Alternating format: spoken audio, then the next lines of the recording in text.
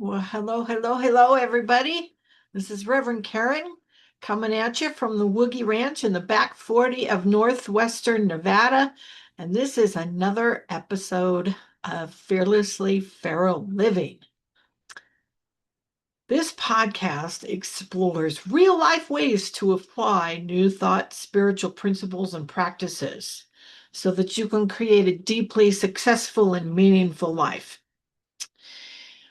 Fearlessly Feral Living is a focused ministry of Centers for Spiritual Living and devoted to cultivating a world where every person lives wild, awake, free, and unapologetically alive. So today, I'm going to talk about the most powerful creative process in the entire universe. That's probably not going to be the official title of this talk if you look it up. Um, It's about love and law. It's about, yeah, the creative process. So we'll see where I goes with the title. But how I got on this topic was I revisited a book that I've read before, of course, by Ernest Holmes, who's the founder of Centers for Spiritual Living, by the way. Um, he wrote this book a while back. It's called Love and Law. And I started reading this book and I was filled with all these wonderful revelations and aha moments once again as a result of reading it. I've got highlights everywhere in this book. I love this little book almost as much as I love the Science of Mind textbook. And this little book is actually not a book that he wrote. It's a transcription of a bunch of talks that he gave in, believe it or not, 1918. I think they updated the language a bit when they transcribed these talks. But that gives you an idea of how timeless these teachings are, how they cross generations, how they are applicable and valid and true no matter what generation we come from. So I just love it. And in this apparently he was rather outspoken in 1918 because in this book, he comes right out and he speaks the truth. He doesn't wrap things up in nice little packages to make it easier for people to digest what he's putting out there. So today, before we go any further, I'm going to invite you to put you on your big girl panties or your big boy pants and listen with an open mind, and even better, an open heart, and see if you can't move into a place where this information sinks in.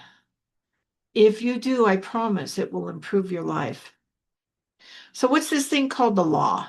Ernest Holmes talks about the law a lot.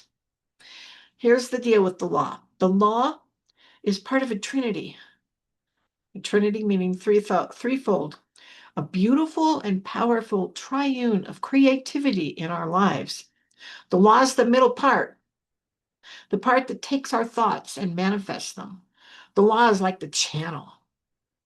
So in this triune, our thoughts are the top part, physical physical manifestation is the bottom part, and the law is the middle. And surrounding it all is love, or God, or spirit, or the force, or whatever you want to call it. We are this Trinity. This triune nature, it's ours. It's not something we do, it's something we be. The Trinity is not something to worship, it's something to be. It is thought, law, and manifestation, surrounded by and upheld by and given strength by and given power by a loving spirit that is everywhere present. A spirit that manifested us so that it could experience the physical, by the way. A spirit that does not do things, but supports us in our doing. Now, here's a big boy or girl panties part. A spirit that does not do things You might think this is a very radical way of thinking about God, but in this little book called Love and Law, Holmes comes right out and says it. He says, we have to accept the fact that the God to whom the human race has been praying does not exist. There is no such God. So chew on that for a while I'll move on. I've agreed with this statement since I found this teaching. In fact, I searched for this teaching because the God to whom the human race has prayed in my lifetime is not my God. It's never been my God. When I found this teaching, this one truth catapulted me from a life of victimhood to a life of empowerment. And it opened the doors to a much more rewarding life than I ever knew possible.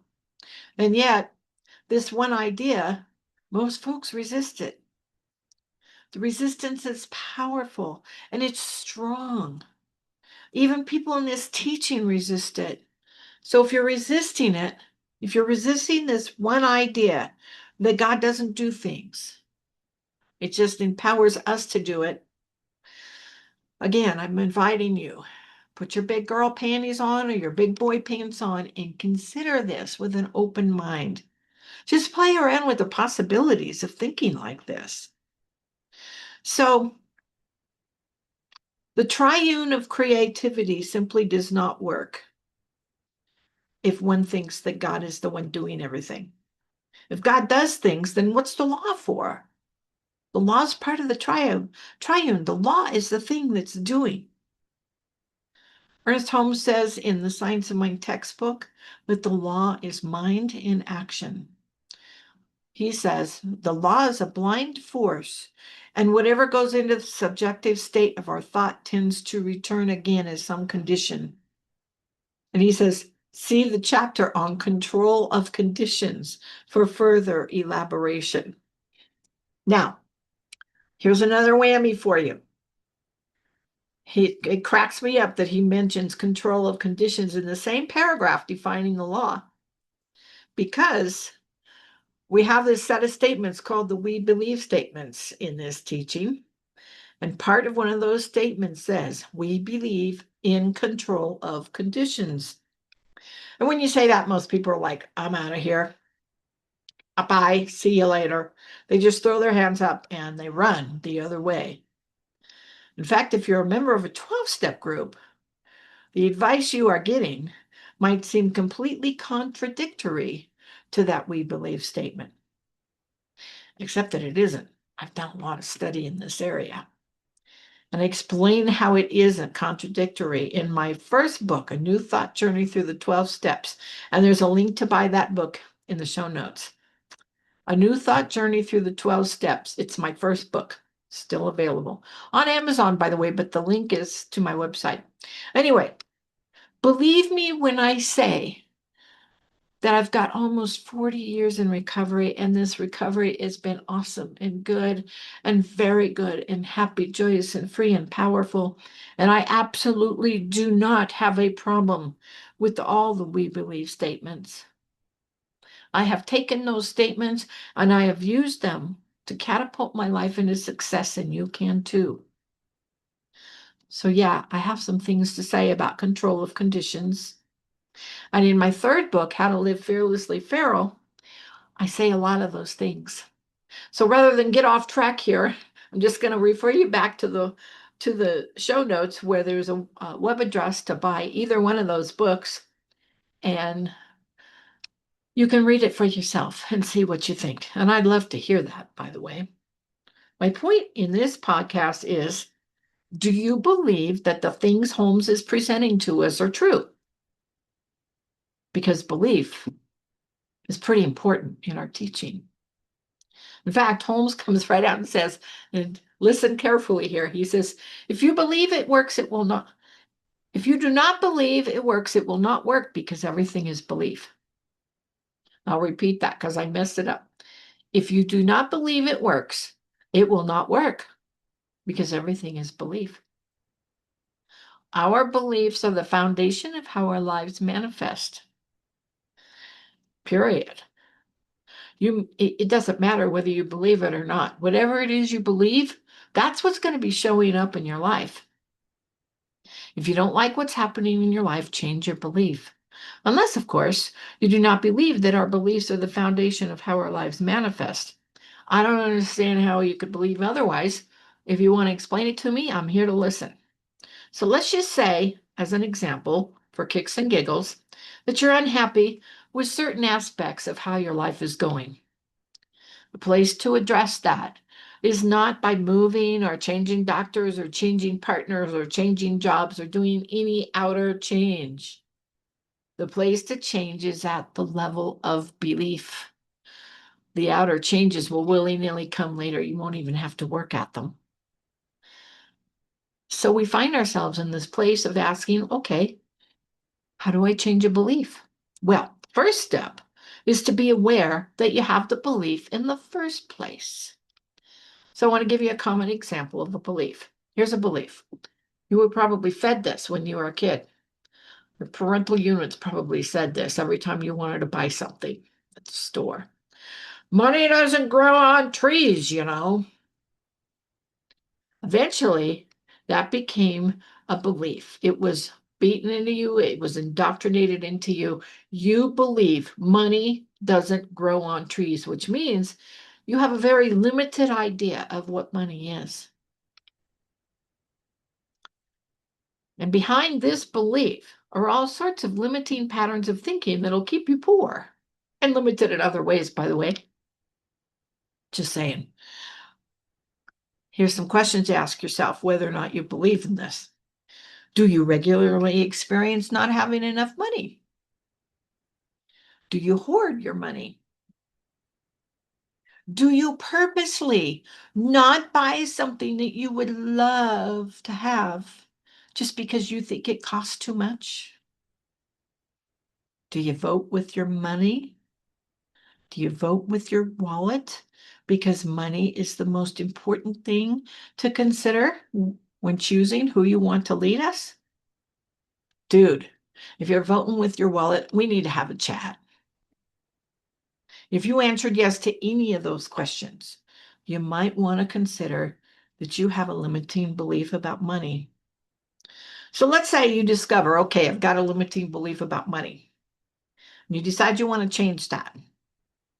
Here's where that creative process that I mentioned earlier comes into play. Remember, thought, law, manifestation. Ooh, see this? Let me see if I can show this to you. I don't know if you can see that, but behind me, that thing right there, that's called our teaching symbol. Thought's the top part, law is the middle part, manifestation is the bottom part.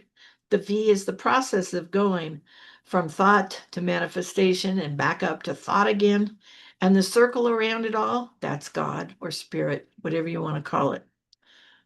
That's why it's back there, by the way. Is why I also wear it on a chain around my neck. Yeah, this symbol here, it's a biggie. It's a biggie. So, you take those limiting thoughts and you change them by replacing them with new, not so limiting thoughts. But it goes deeper than just thoughts. Remember this. Thought plus feeling equals power. So there must be some feeling to accompany those thoughts. You can change the thoughts willy-nilly all you want, but if you aren't feeling them, you're just spinning your wheels. So when you're changing those thoughts, I want you to act as if. Yep, I'm asking you to pretend. Pretend you have as much money as you want. Notice I didn't say pretend you have a job that gets you that, or pretend that you won the lottery or the mega bucks. That's a thing called outlining. And it's yet another topic for yet another podcast. Maybe I'll do outlining in the next episode. Right now, just pretend that you have as much money as you want. Don't think about how it's going to get there. Just pretend that it is. Sink into that feeling. Feel it. What would it feel like if I had unlimited money? Feel that. I don't know about you, but I get a sense of joy when I feel that. When I check in and I have a statement like that in myself and I feel it, I have joy. a little bit of freedom sometimes. Fun, play. Those are feelings. Feel those things when you're saying those statements. Those feelings coupled with your new thoughts, that's where we get the power. Say that, feel that. You're well on your way to abundance. And you keep doing that and you repeat as necessary. Changing a thought, especially a thought pattern, is like changing any other habit. You got to do it consciously and repeatedly for a little while. I think it's like 3 weeks or something. Doesn't take long. Every time you think in terms of lack, limitation, or not enoughness, change the thought and replace that thought with thoughts of abundance and feel what it will feel like when there's abundance in your life and repeat as necessary. Now, a couple of caveats here. Do not, under any circumstances, tell yourself that you're a bad person for having the limiting thoughts in the first place. Do not do that. There is no bad. By the way, I'm referring you in my show notes to see Love It All in my book, because this will talk about that. Secondly, search for and become grateful for the places in your life where abundance already occurs. Now, I was doing this little exercise at one point, and I was looking around going, okay, where do I see abundance in my life? And I found a bunch of areas where I saw abundance and, yes, and looked at abundance. But the one that just jumped out at me right away, weeds. Yep, weeds on my property. Weeds. And I looked around at all those weeds, and I looked around at the fact that I got to pull those little suckers every day. And I looked around at the fact that at my age, 71 years old, I got to get help to pull all the weeds, because out here where I live in the back 40, those weeds grow big. Knee-high, guys, we're talking knee-high weeds. Bigger on me, 5 feet tall on a good day. Some of those weeds take some strength to pull, and I need help to weed them. I have an abundance of weeds. Get grateful for that. I wouldn't have weeds if I didn't have a place for them to grow. Right? There you go. Find the abundance in whatever's showing up in your life. And guess what? You'll create more abundance. So the process in a nutshell, change your thinking and keep it changed and change your life. And that's not just a trite saying or a catchy little advertising blurb. It really works. So I have a few more quotes from Love and Law that might help you with this. I might, get the book. I mean, it's incredible. Okay, here's another quote. Ernest Holmes, Love and Law. Tonight, I want you to consider yourselves as the infinite or creative power. Okay. If you've listened to my podcast before, you know I take statements like these literally. I don't just say I'm the infinite and creative power if something happens or in that certain situation. I am the infinite and creative power. And because I believe that I'm the infinite or creative power, I'm empowered. Period. I'm strong. I'm powerful. That's it. I don't believe in a God that does things. I don't believe in a God that's in charge. You will never hear me give credit to God for the good things in my life. I give credit to God for my life. And there's a huge difference there. There's a difference between shallow religionistic stuff when you say, I give all credit to God for everything that's happened in my life. And when you say, I give credit to God for my life. That's deep mysticism right there, folks. That's where the stuff is. That's where the right good stuff is right there. So I give credit to God for my life, period. Think about that. Discover that difference. It's huge. I believe in a God that's an energy force that is everywhere present. I believe that force created me and you so that it could experience the physical, meaning it's part of us and we're part of it. I believe we have all the same power as that force. Again, because it's part of us and we're a part of it. Okay, here's another quote. If you could see your thought and take a picture of it and your conditions, you would see no difference between them. There you go. Boom, right there. So this is about self-awareness. We look at our thoughts. If you could see your thought, well, we can see them. All we got to do is go within and see them, look at them, become aware of them. And now look at our life. Do you see a connection there? Chances are you do. Here's another quote. Recognizing that we are what we are because of that which we are gives us a basis upon which to work in order that we may become something of which we do not now appear to be. Okay, this is Ernest Holmes. He says stuff like this a lot. Once in a while, I like to lay one of these quotes on a live congregation and look at the deer in the headlights look that I get from them, which I'm sure you're throwing out there right now. This is just wonderful stuff. This is a real simple statement. Basically, what Holmes is telling us to do is begin where we're at. Again, no judgment for where we're at, no shaming. There are no shoulds in life. No judgment on ourselves, no telling yourself you're bad or somehow defective or whatever. The low self-esteem is out the window. Just begin where you're at and progress from there. I could go on and on with all these yummy quotes. Here's one more. It is not to the sentimental ones who gush and gush that big results come. It is to those who think deeply and simply and pertinently and persistently, and then because they know. And I want to specifically draw your attention to this part of the quote. It is to those who think deeply and simply and pertinently and persistently.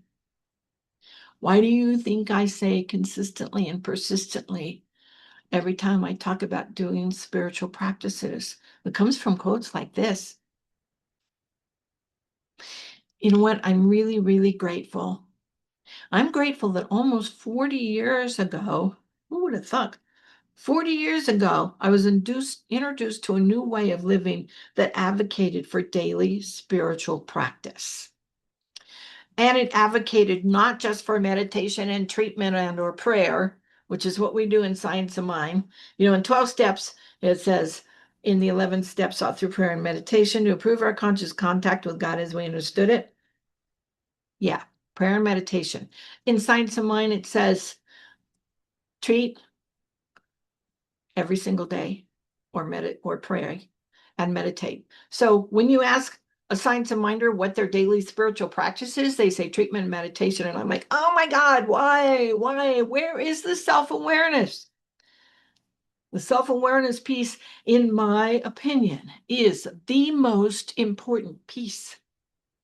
And a lot of Science of Mind people miss that piece. How do you know what to treat for if you haven't done self-awareness?